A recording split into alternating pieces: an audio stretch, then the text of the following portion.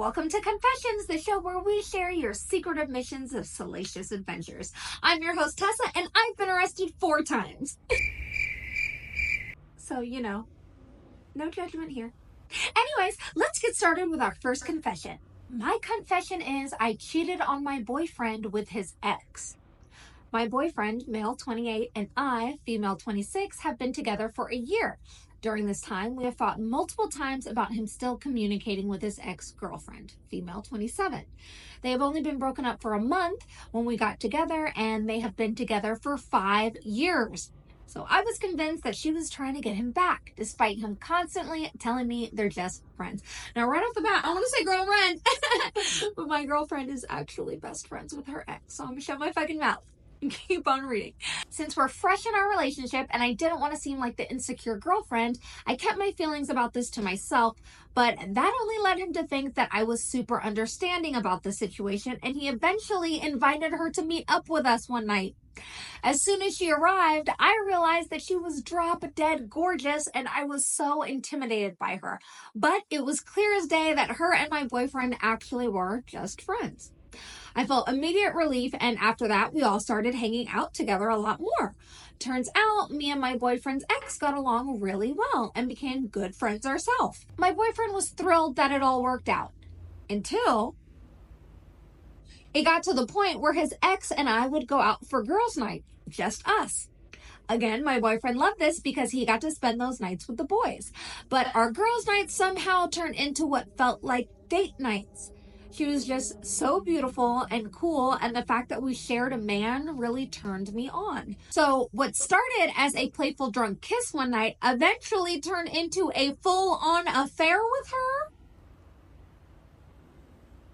I felt horrible about keeping the secret from my boyfriend, and I thought I could solve the problem by suggesting a throuple. But my boyfriend completely rejected the idea and even got mad at me for bringing it up. He doesn't want to share me, and while I do want to be with him, I also want to be with her. Girl. Okay, look, I know that you want to have your cake and eat it too. I mean, why the fuck do we buy cake if we're not going to eat it, right? But here's the thing. The cake has free will, and sometimes the cake don't want to be ate. But that's okay, because you can just go and find you a cupcake or a cake pop or hell, a Rice Krispie that lets you eat all 3, okay? Maybe you just need a new confection. Either way, stop fucking your boyfriend's ex. These really are salacious. Let's continue, shall we? My confession is I catfished my boyfriend before we got together. Last year, in my senior year of college, I had a huge crush on this guy in one of my classes, but he was kind of mysterious and mostly kept to himself. So I had no idea how to talk to him. One day, I noticed him scrolling on Hinge on his phone, so I immediately downloaded the app and found him on there pretty quickly.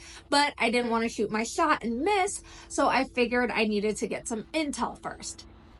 We love a thorough queen. That led me to creating an account with a fake name and picture. Oh, really thorough. My crush matched with me right away, and we started talking, but we didn't exactly hit it off. We had awkward banter, and I wasn't really familiar with any of his interests, such as camping or 70s rock music.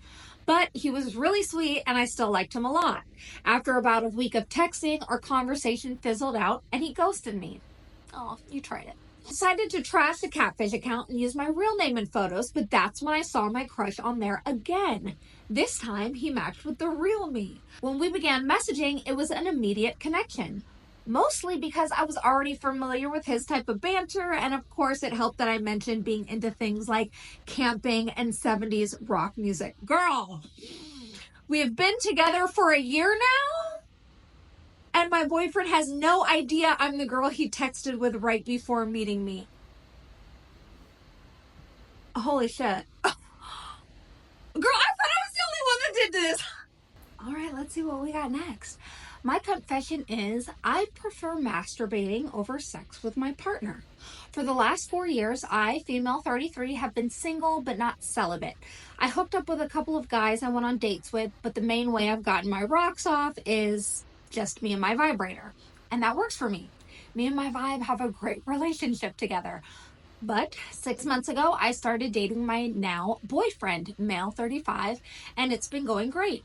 He treats me really well and our sex is amazing, but I still find myself preferring to get off myself with just my vibrator. It's not that I don't like being intimate with him. In fact, I'd rather have sex with him than literally any other guy. It just feels like my primary relationship is with myself, and I don't want to lose that. There's a certain thrill I get when I'm the one who gets me off. But recently, my boyfriend has learned that I still masturbate and wasn't pleased with that.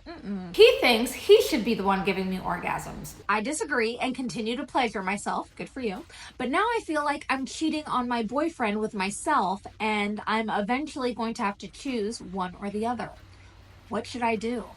Wow, okay. Let me just say this. A tool to get off with will never be able to compare to true love. So drop the guy and keep the vibrator. A vibrator's not going to break your heart, honey, unless you forget to charge it. Moving on. My confession is my married boss hit on me. During the pandemic, I, female 25, was in between apartments and decided to take a live-in nanny gig for a really lovely family in Brentwood. The mom was a 38-year-old lawyer who worked mostly from home, and her husband was a 36-year-old film editor who worked from home full-time as well. They had a 2- and 4-year-old son who were the absolute cutest. Their house was enormous, and they made me feel right at home. We sometimes even had movie nights together that would continue after the kids went to sleep. Completely innocent, of course, until the husband's brother got sick and he left town to visit him for a few days. During that time, the wife and I got even closer. She let me try on her clothes, we'd stay up late drinking wine, and we even made a few TikToks together. But one night, after finishing an entire bottle while watching Carol, okay, I think we all know what's about to happen. She leaned over slowly and kissed me. I was really surprised, but I also liked it, so I kissed her back. After that, she just went to bed without even saying anything. The very next day, her husband came back, and I was determined to act as though nothing happened. After all, we were super buzzed, but the wife was clearly distraught. She was acting super awkward and wouldn't even look at me. She gave me the day off, which didn't really mean much since I lived with them, and we were in a pandemic, so I couldn't really go anywhere. Later that day, I could hear the wife and husband arguing loudly, and it was pretty clear she had told him about our kiss. Because later, the husband came to my room and told me my services wouldn't be needed anymore. I felt horrible for coming in between a happy family and broke down crying as I apologized to him, but he was very calm. Guilty almost, as he told me not to feel bad because apparently he had shared a moment with their last nanny, and this was his wife's way of evening the score. If I hadn't lost a good gig in the process, I'd respect the hell out of that play. See, this is why I can't have kids, y'all. Nannies ruin families. And that concludes today's episode of Confessions. Be sure to submit your own secret admission of salacious adventures at Cxntfessions.com. See you next time.